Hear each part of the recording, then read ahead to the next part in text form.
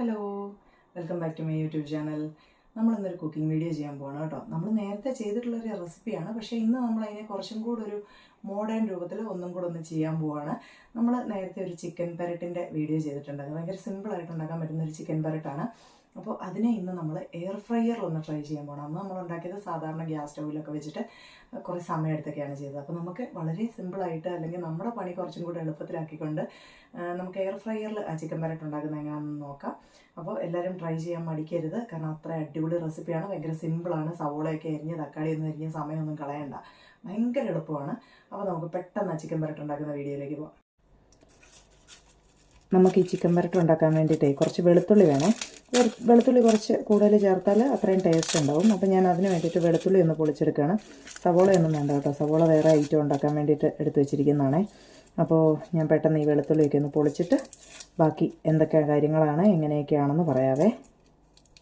വെളുത്തുള്ളി ഇത് നല്ല ചതച്ചെടുക്കണം കേട്ടോ. അപ്പോൾ ഇത് എനിക്ക് ചതയ്ക്കാൻ മാർഗ്ഗമൊന്നും ഇല്ലായിരുന്നു. ഞാൻ പിന്നെ കത്തിയുടെ ആ ഒരു പിടി കൊണ്ടും തവി വെച്ചുമൊക്കെ ഇടിച്ചും കുത്തി ഞെക്കിയൊക്കെയാണ് ഈ വെളുത്തുള്ളിനെ ഈ പരുവത്തിലാക്കിയെടുത്തത്.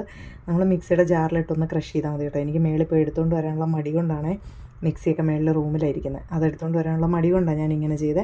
അപ്പോൾ ഒന്ന് ചതച്ചെടുക്കുക, അരകല്ലേ വെച്ചോ എങ്ങനെയെങ്കിലുമൊക്കെ ഒന്ന് ചതച്ചെടുക്കുക എന്നുള്ളതേ ഉള്ളൂ. ഞാനിവിടെ ചിക്കൻ്റെ വിങ്സാണ് എടുക്കുന്നത്. ഇത് ഫ്രീസറിലിരിക്കുകയായിരുന്നു. അപ്പോൾ ഞാനിത് പുറത്തൊക്കെ എടുത്ത് വെച്ച് വേണ്ട ഇപ്പോൾ ആ ഒരു കട്ടയൊക്കെ ഐസൊക്കെ ഒന്ന് ഉരുക്കിയതാണ്. അപ്പോൾ ഇനിയിപ്പോൾ ഇതൊന്നും നന്നായിട്ട് നല്ല ക്ലീൻ ആയിട്ടിരിക്കുന്ന ചിക്കനാണ് കേട്ടോ. അപ്പോൾ ഇനി ഇതൊന്ന് കഴുകിയെടുത്ത് നമ്മൾ ഇത് റെഡിയാക്കാൻ പോവുകയാണ്. അപ്പോൾ ഇത് എന്താ പറയുന്നത്, ഇത് തൊലിയുള്ളതാണ്, സ്കിന്നോട് കൂടിയ ചിക്കനാണ്. അപ്പോൾ ഞാനിപ്പോൾ എന്തായാലും ഈ ഒരു സ്കിന്ന് കളയുന്നില്ല എന്ന് വിചാരിച്ചു. കാരണം ഇതിൻ്റെ ഉള്ളിലുള്ള ആ ഒരു ഫാറ്റ് മാത്രമേ ഇപ്പം നമ്മുടെ ഈ ചിക്കൻ പെരട്ടിന് എണ്ണയൊന്നും വേണ്ട. അപ്പോൾ നമ്മൾ ഇതിൻ്റെ ഉള്ളിലുള്ള ഈ ഒരു ഫാറ്റ് കൊണ്ട് ഈ സാധനം ഒന്ന് വെന്ത് വരുമ്പോൾ ഉള്ള ടേസ്റ്റ് നോക്കാമെന്ന് വിചാരിച്ചു. അങ്ങനെ ഈ സ്കിൻ എന്തായാലും കളയുന്നില്ല, നന്നായിട്ടൊന്ന് കഴുകിയെടുക്കട്ടെ.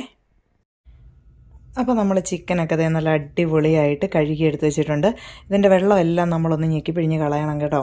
ഇതിനകത്ത് ഇച്ചിരിയും കൂടെ വെള്ളമൊക്കെ ഉണ്ട്. ഞാനിങ്ങനെ കഴുകി വെച്ചപ്പം ഊർന്ന് വന്ന വെള്ളമാണ്. ആ വെള്ളവും കൂടി ഇപ്പം ഞാൻ കമത്തി കളയും. അത് കഴിഞ്ഞിട്ട് നമുക്ക് ഇതിനകത്തേക്ക് മസാലകൾ ചേർത്ത് കൊടുക്കാം. ഒരുപാട് മസാലയൊന്നുമില്ല, വളരെ കുറച്ച് മസാലകൾ മാത്രമേ നമ്മൾ ചേർക്കുന്നുള്ളൂ. അപ്പോഴേ നമുക്ക് ആ ചിക്കൻ്റെ ആ ഒരു ടേസ്റ്റ് കിട്ടുള്ളൂ. മസാല കൂടും തോറും നമുക്ക് ആ ചിക്കൻ്റെ ആ തനി ഫ്ലേവറൊന്നും കിട്ടത്തില്ല, കുറേ മസാലകളുടെ രുചി കിട്ടുമെന്നേ ഉള്ളൂ. അപ്പം നമ്മൾ മസാലകളൊക്കെ കുറച്ചുകൊണ്ടാണ് കേട്ടോ ഈ ഒരു ചിക്കൻ പെരട്ട് ഉണ്ടാക്കുന്നത്.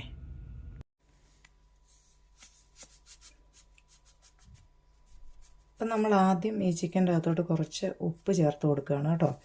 ആവശ്യത്തിനുള്ള ഉപ്പ് ചേർക്കുന്നു. ഇനി നമ്മൾ പെപ്പർ ചേർക്കുകയാണ്. അപ്പം പെപ്പർ ചേർക്കണം. അപ്പം ഞാൻ ഈ പെപ്പർ ഫ്രഷായിട്ടങ്ങ് ക്രഷ് ചെയ്ത് ചേർക്കാമെന്ന് വിചാരിക്കുകയാണ്. അപ്പം നമുക്കിത് ആവശ്യത്തിനുള്ള കുറച്ച് പെപ്പർ ക്രഷ് ചെയ്ത് കൊടുക്കാം. ഇപ്പം നമ്മൾ ആവശ്യത്തിന് പെപ്പർ പൊടിച്ചിട്ടിട്ടുണ്ട്. കുറച്ച് പെപ്പറേ ചേർത്തുള്ളൂ കേട്ടോ, കാരണം നമുക്കിതിനകത്ത് മെയിനായിട്ട് എരിവ് തരുന്ന സാധനം എന്ന് പറയുന്നത് വേറൊന്നാണ്. അപ്പോൾ ഇതൊരു ആക്ച്വലി സ്പൈസി ചിക്കൻ പെരട്ടാണ് കേട്ടോ. കുറച്ച് എരിവൊക്കെ ഉള്ള സാധനമാണ്, എന്നാലും നമ്മൾ പെപ്പർ കുറച്ചേ ചേർത്തിട്ടുള്ളൂ. പെപ്പറിൻ്റെ ആ ഒരു ഫ്ലേവർ കിട്ടാൻ വേണ്ടിയുള്ള പെപ്പർ മാത്രമേ നമ്മൾ ചേർത്തിട്ടുള്ളൂ. പിന്നെ നമ്മളതിലേക്ക് കുറച്ച് മഞ്ഞൾപ്പൊടി ചേർത്തിട്ടുണ്ട്. ഇനി നമ്മൾ കുറച്ച് മുളക് പൊടി ചേർക്കാൻ പോവാണ് കേട്ടോ. ഇത് കാശ്മീരി ചില്ലി പൗഡറാണ്, അതുകൊണ്ടാണ് ഞാൻ ഇത്രയും ചേർക്കുന്നത്. ഇനിയാണ് നമ്മുടെ മെയിൻ ഇൻഗ്രീഡിയൻറ്റ് നമ്മൾ ചേർക്കാൻ പോകുന്നത് കേട്ടോ. നമ്മുടെ ചില്ലി ഫ്ലേക്സ്, അതായത് മുളക് ചതച്ചത്, നമ്മുടെ വറ്റൽ മുളക് ചതച്ചതാണ്.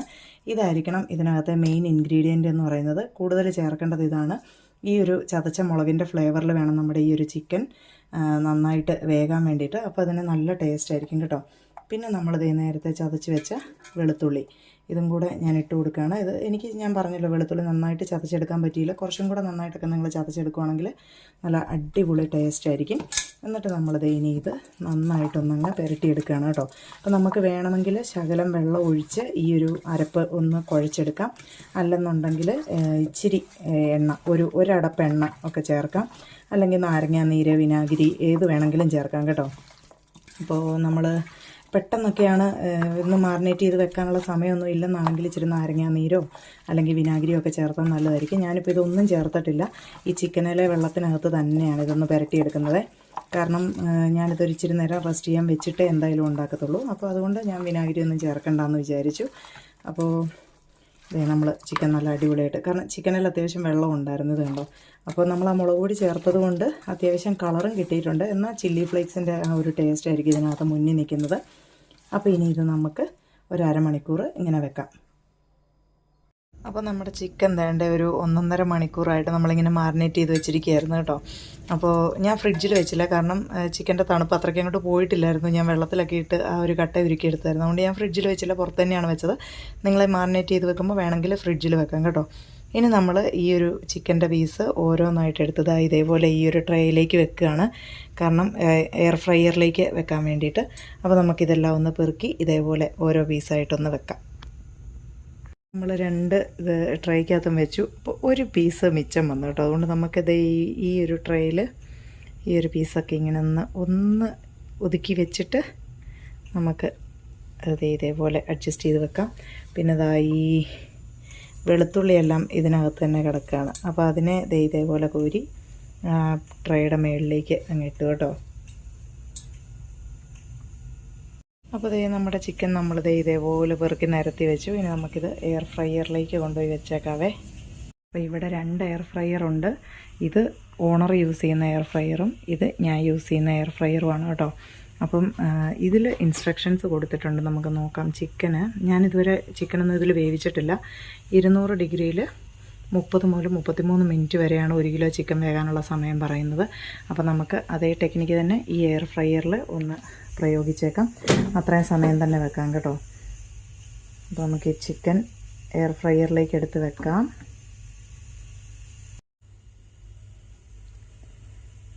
അപ്പോൾ ചിക്കൻ എടുത്ത് എയർ ഫ്രയറിൻ്റെ ഉള്ളിലേക്ക് ഇങ്ങനെ വെക്കുകയാണ്. ഇതും കൂടെ വെക്കാം, എന്നിട്ട് ഒന്നിച്ച് ഓൺ ചെയ്യാം.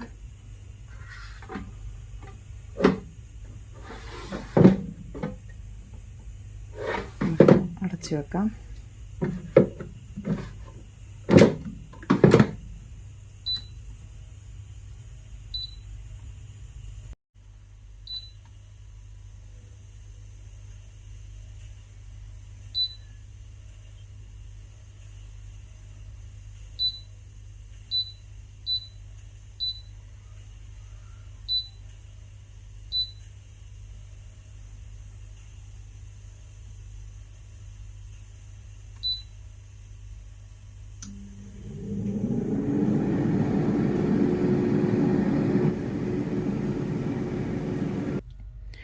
അപ്പോൾ നമ്മൾ സെറ്റ് ചെയ്ത ടൈമൊക്കെ കഴിഞ്ഞു. നമുക്ക് ചിക്കൻ്റെ ഇപ്പോഴത്തെ ഒരു കണ്ടീഷൻ നോക്കാം.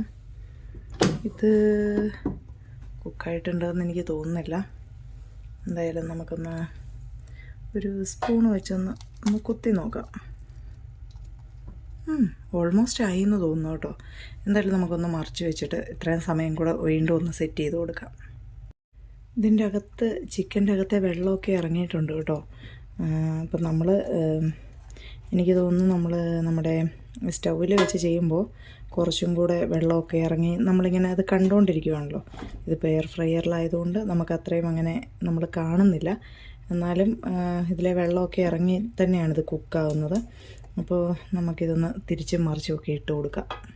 അപ്പോൾ നമ്മൾ 2 ട്രേക്കകത്തേയും ചിക്കന് ഒന്ന് തിരിച്ചും മറിച്ചൊക്കെ ഇട്ടിട്ടുണ്ട് കേട്ടോ. ഇത് ഞാൻ സ്പൂൺ കൊണ്ട് കുത്തി നോക്കിയപ്പോൾ എനിക്ക് വെന്തു എന്നാണ് തോന്നുന്നത്. എന്തായാലും നമുക്കിതൊന്നും കൂടെ ഈ ഒരു എയർ ഫ്രയറിൽ വെച്ചിട്ട് കുറച്ച് നേരം കൂടെ വെക്കാം.